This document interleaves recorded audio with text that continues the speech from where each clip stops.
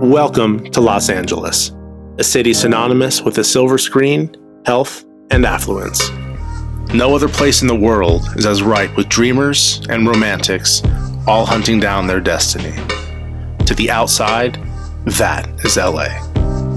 But I would argue the contrary, that no experience exemplifies the soul of our city more than standing at a food truck on a dimly lit street corner, taco juice dripping down your arms, greasily fingering the last bit of onions, cilantro, and fallen meat into your mouth.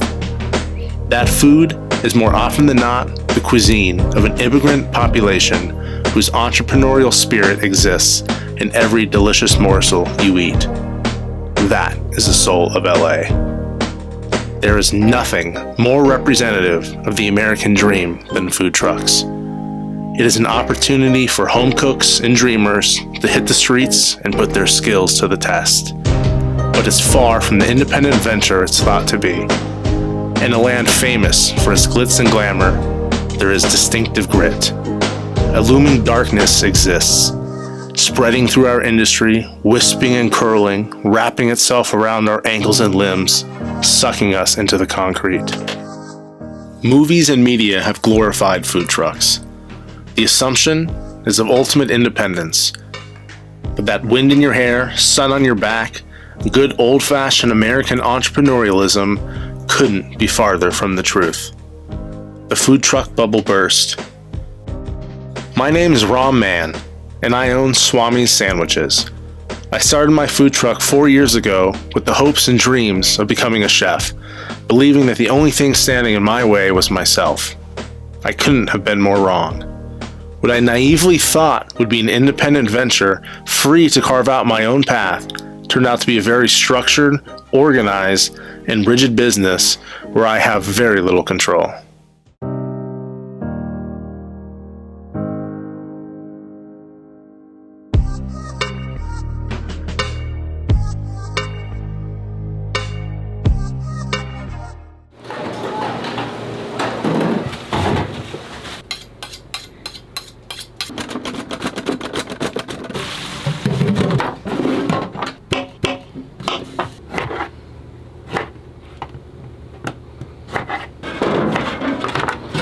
Due to overpopulation, the food truck industry has forcefully evolved into a hyper-organized ladder where the trucks reside at the very bottom. They are taken advantage of, bullied, ripped off, and forced into submission until they are forced to close their doors, and with that, their dreams. Here we are at La Raza Foods. This is where the day starts and ends, Sun Valley, California. So it's going to be a long day ahead. Let's go. The reality for most that the finish line we look towards is actually a mirage, a brutal obstacle course whose system almost guarantees failure. Many of us don't know that until we're in too deep, desperately trying to salvage the remnants of our humanity.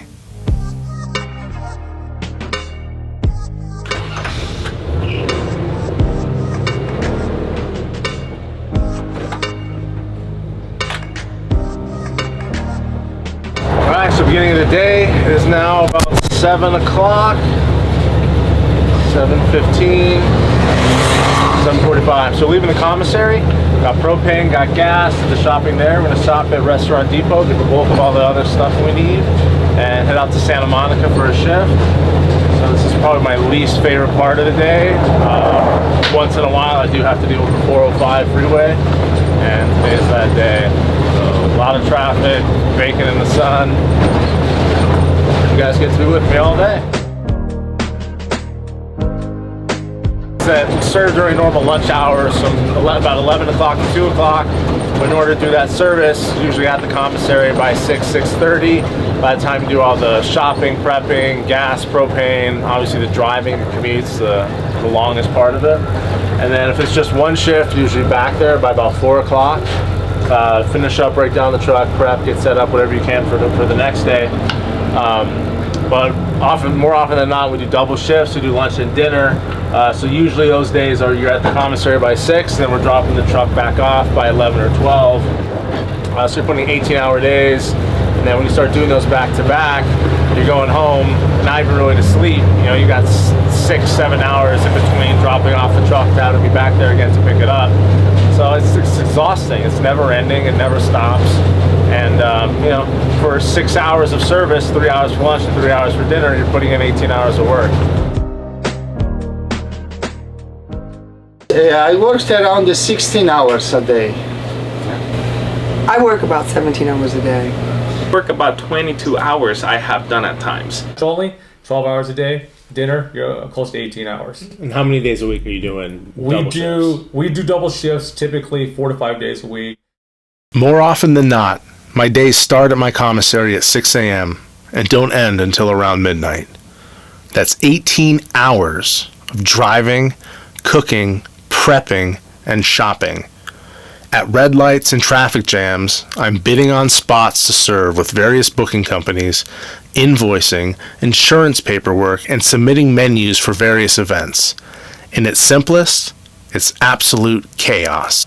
So the rest, we make all of our stuff from scratch. For example, I could make our pickles to last us 6 months, but I have to do the pickles weekly, have to do the sauces every day, have to get the bread delivered fresh every single day. But so the constant shopping is depending on where you are. If lunch was much busier than you expected, you have to stop and load up before dinner. So we have restaurant depots kind of where we get the bulk of the stuff we need. But then we have the smart and finals kind of all over in between for whatever little things you kind of need to buy and like sub bulk. But that's just part of the chaos. The whole industry is organized. If you think it's about pulling up to a random curb and selling until you run out, you won't last long. Any free spot that proves fruitful will be swarmed upon by other trucks and bled dry. To solve the problem of public parking, bookers sprung up and started lots. A booker is a middleman, and a lot is any place a food truck goes to serve, be it corporate office or weekly meetup. Bookers make arrangements with property management for trucks to park, free of competition. For their efforts, the bookers charge a fee.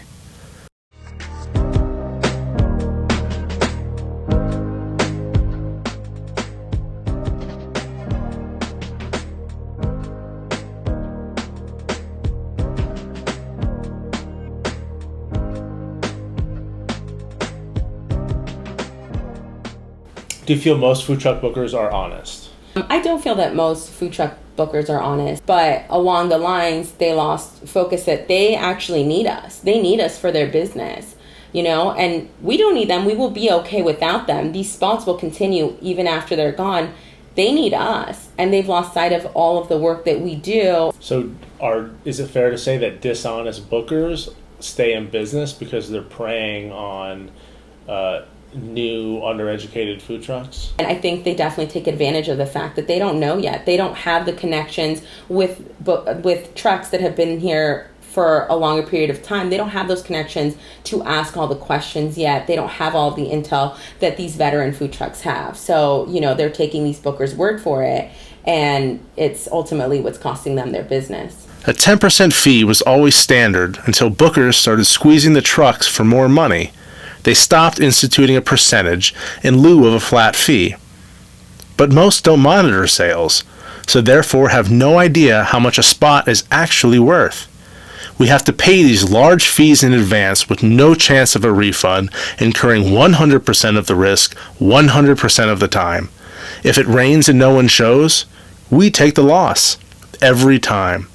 In the end, we usually end up paying between 15 and 40% of our sales. All right, and so how's it all structured? So do you just go park wherever you want? No, that's the big myth about food trucks. I think a lot of people think that you just park anywhere on the street, you open your doors, and people just start coming. But the misconception is that a gourmet truck like ours can just pull up anywhere on the street, set up, pay the meter, and open the doors, and it's like chef, and there's a line of people just waiting for you to open up. That never happens. So the booker does add value because we get exclusivity. The bad thing, of course, is that when the booker gets when the fee is not commensurate with the amount of business that's done. Right. So you're talking about all bookers charge a fee.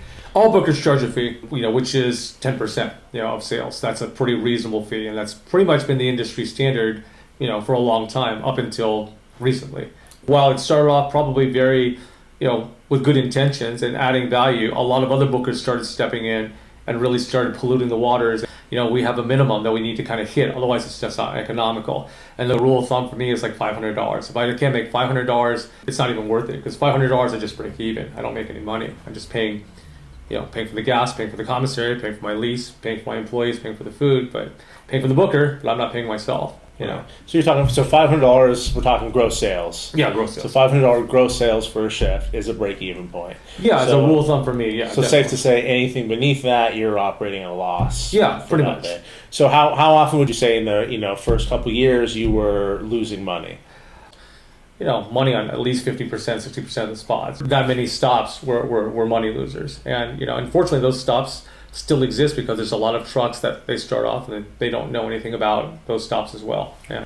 What keeps these bookers in business? Quite simply, what keeps these bookers in business is uninformed brand new trucks. So it's fair to say that the new trucks who don't know the business, don't know the economics, enter into business with a lot of these bad bookers, and those are primarily the people that keep these bad bookers in business. Absolutely. That's exactly what happens. Is it common practice in the food truck industry, especially in Los Angeles, that a lot of these food truck bookers are actually providing like bad information? Oh, absolutely. So you have the food truck owners and you have the bookers. Is there any type of regulating bodies that oversee this whole process? Is there any protection that food trucks have? We don't have like protection. We have an association, which I would say that largely the association, whether it's by, just limitations that they have legally, or whether it's just they don't want to pursue it in a more aggressive manner, they just have been fairly ineffective in that. I mean, it's we can try and affect change, but really at the end of the day, it comes down to the trucks speaking up for themselves and saying that we're not going to do this. All right, so we're out here in Santa Monica. That's where we're going to have our lunch service today. So far, we've showed up at the commissary, we've prepped, we've shopped, we've driven, we've prepped at the location. We're in about hour 5 of the day, and we're just about to open for lunch as soon as my sweet wife gets here. And one of the restrictions about parking in Santa Monica is you'll see there's some food trucks around, and you have to have 4 spots in between every truck. So it's just a way for them to regulate and not have the trucks kind of coming into the location and just totally dominating the parking for everybody else. So if you look around, you'll see there's at least 4 spots in between each truck, and it's just about 11:30. We open. We'll be here from 11:30 to 2. We're going to break down, drive out to Santa Clarita for dinner. So food truck's all about limited space, so we don't have a bunch of propane burners and stoves, so everything goes on the flat top. It's gonna be boiled water, boiled vinegar, whatever it is. Flat top is our only dry heat source. So if we can't grill it or fry it, we just can't do it on the menu. So when you go to the truck and you have 100 questions of, do you have this, do you have that?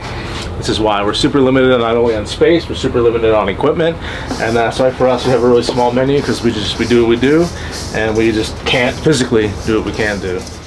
From outside perspectives, food trucks are cash cows, low overhead money factories. Go where you want, do what you please for as long as you like, right? The truth is that a far darker, more sinister experience exists. Perhaps too scared to fight back, or not possessing the tools to do so, the cycle of greed and coercion has spurred an epidemic in our industry, ripping our livelihood right out from underneath us. 3 out of 4 of us don't make it out of the first year. If you have any delusion that running a food truck is easy, fun, or independent, listen carefully, because the reality is a far cry from the dream. Right, we're just wrapping up lunch, 2 o'clock. It's the end of hour 8. So we're going to break down, head all the way out to Santa Clarita. We got a brewery over there for dinner. So see you guys soon. The main issue with the trucks to make it so difficult to make a living, and the money's such a small amount, is that everywhere we go we pay fees.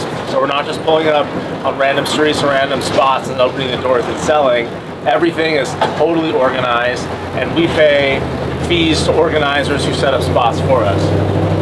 The thing with that, it's all supposed to be based on 10% fees, but over time organizers have constantly raised the fees or tell us that sales are higher than they are. And so you go on that 10%, it can end up being 20, 30, 40%. And when your margins are only 20 to 30%, there are definitely days that we lose money. And I think the emotion that draws out is bitterness, because I mean, the only way to compare that is if you go to work all day, you work an 8-hour day, eat shit from your boss. At the end of the day, as opposed to collecting your paycheck, you give them a $50 bill for the pleasure of allowing you to come in and do work and make them money. And that's the frustrating thing. That's the hardest thing with the trucks. And The organizers don't care, and if you complain about it or raise issue about it, they just blackball you from events, blackball you from spots that you visit. The shitty thing about that is that the trucks are the ones who are there every day building up a spot. I mean, the organizers put in like the base effort initially to get everything going, but the trucks go every day. We bring in the clientele, we bring regulars. And then the thing is, you complain about it, they kick you out. All of a sudden, you've lost a spot that you've invested, sometimes in years in setting up. You lose a huge customer base from a spot you might go to weekly, and that's like the general attitude of the organizers. And they call them like kind of like a telephone tough guy scenario, because we never see them, we can never get them on the phone. Everything's only done through email and the websites and booking systems. So it's very easy for them to kind of take that hard line, that big like fuck you attitude, because they don't care. You never have to meet them face to face. You never deal with them, and that's how the whole thing is structured. And that's the stuff that I and my wife Christy are really trying to change, because it's getting worse and worse and worse. And even in the 4 years we've been doing it, it just never ends. It continues to get worse, and those fees get higher and higher, and our margins get smaller and smaller. And that's just the most bitter part of doing this. Like, the work is hard, it's brutal, it's not rewarding. At the end of the day, when you're working 18 hours a day and you're losing money, I mean, it's hard to explain to someone who hasn't really been through it, but it's just fucking brutal. It's tough when you put in 12 to 18 hour days and you have nothing to show for it at the end of the day, and you know that booker's walking away with 10% of your sales. I mean, and not 10% of your bottom line, not, and that's in a good situation. I mean, or they're walking with 20 or 30% of your sales, or a flat fee, and they don't care how much you did. It feels like shit. It doesn't feel good to be taken advantage by someone who doesn't understand the business like we do and doesn't understand the work that goes into it. You feel miserable and you feel not appreciated because you lost your time and money, and you are kind of depressed. Feels like somebody's dipping into your dream and taking part of it. We're working so hard, everyone wants to come and take a piece of it. I mean, Uncle Sam's taking his piece. Our wholesalers, they're taking their piece. Where we lease our truck from, they're taking their piece. Where we park from, they're taking their piece. Our employees are taking their piece. At the end of the day, we literally have the little bitty piece. And then a booker comes along and says, in order for you to even make that little bit of piece, you got to give me this amount of money. I don't care if you make money or not, this is what it costs. Maybe that's not so fair. The look on the faces of all these people I work with. We're there at the same time before the sun rises. We drop these trucks back off at midnight, just in time for them to get clean, for us to go home and get some sleep and come back. And just seeing the wear and tear on people's face, knowing that they're not making money or we're not making money, we're all suffering. It's fucking terrible. I think the thing the organizers don't really understand is that we have message boards and all the trucks communicate. So if I go to an organizer and say, hey, this spot you're quoting as $1,000 spot, people are doing $400 or $500 here. But when you quote $1,000, I'm showing with extra food, extra staff members, and when it's really not making that much money, it's totally crushing us. And there's no point in us wasting our time there for the day. And the things that they'll say is, well, other trucks are making that much. Other trucks are doing 1,000. In the meantime, we're communicating on these message boards, and I'll put out, hey, I did this spot today. I did $400. It's supposed to be 1,000. Like, what's everyone else doing? When everyone's coming back, no, I'm doing $300 or $400 there. But you're paying the organizers $100. Like, they don't get it. They're so far removed from us. They don't understand how fucking crippling it is and how shitty it makes us feel to go put all that effort. It just feels like we're being duped on a regular basis, just duped and treated like suckers, and it sucks. It really sucks. There's no other way around. There's no other way to describe it. If we question these ever-increasing fees, bookers blackball us from events and locations we have invested years in building, imparting a devastating blow to our business, ripping the rug right out from underneath us. Organizers and promoters operate in anonymity. We rarely ever see them or talk to them. Everything is done through emails. With so many trucks and a culture of desperation, there is always a truck willing to do the work for less money. Despite the assumption our costs are extremely high in comparison to restaurants, we have a fraction of the hours in a day to sell our product, no ability to sell alcohol, and a plethora of multiple cities' permits and fees that are raised. So what happens if the food trucks go to the bookers and say, hey, we've talked to all the food trucks, the sales you're providing are triple or quadruple what the sales actually are? What happens then? So if we were to go to a booker and say that they're falsifying information that they're providing for the food trucks, what typically happens is we just get blacklisted. Is it common practice for bookers to blacklist trucks from spots? Absolutely. Being blacklisted it happens all the time. We've personally been blacklisted for speaking up for our food truck, for all the food trucks in our industry. So what happens at these city-sponsored events when you go to the city and report what's going on between these booking companies and the trucks? An example of a city-sponsored event is last year there was a big Los Angeles event. They had an outside party, a third party come, and they're a very well-known company, come and provide all the food trucks. They're an events company. Well, the fee was around 40%, and we had a problem with that, obviously. We've been to this event, so we knew what sales were. So this 40% was completely irrational and unfair and greedy, to be honest. We raised issue. We were blacklisted from the event. We had to reach out to the city, and the city invited us back after we took it as far as going to the city. But did the city know that they had raised the fee to 40%? So when we talked to the city about this event, they had no idea, which is what happens a lot of times. When you bring in a third party, a lot of the events that are being put on, they don't know that these third parties are either charging or they don't know what the fees that they're charging are. What do you need to do as food trucks to protect yourself? If we want this industry to change and if we want it to get better, we need to come together as a food truck industry and realize that we are worth more than what these organizers are saying we're worth. All right, so we're on hour about 16. We're leaving Santa Clarita to head back to drop off the truck at the commissary. Totally fucking wiped out. Drove for about 4 hours today, cooked for about 7 hours, had a couple unexpected repairs, sent it back for an hour.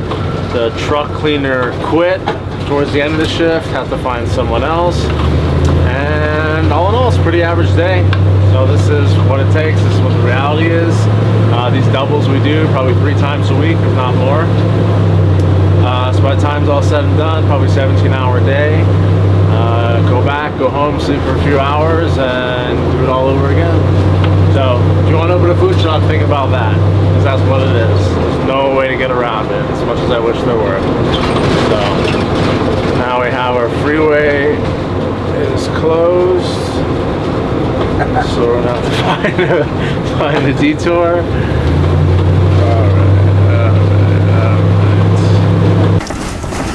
There is hope. Despite the hardships we face, food trucks have started to band together. In cities all around the country, they are realizing their worth and beginning a very long fight. A national dialogue has spurred from the rubble. Enough is enough. For within that same spirit that pushes us through every day lies an insurmountable amount of strength that will carry us out the other end. For our future is as bright as our days are long.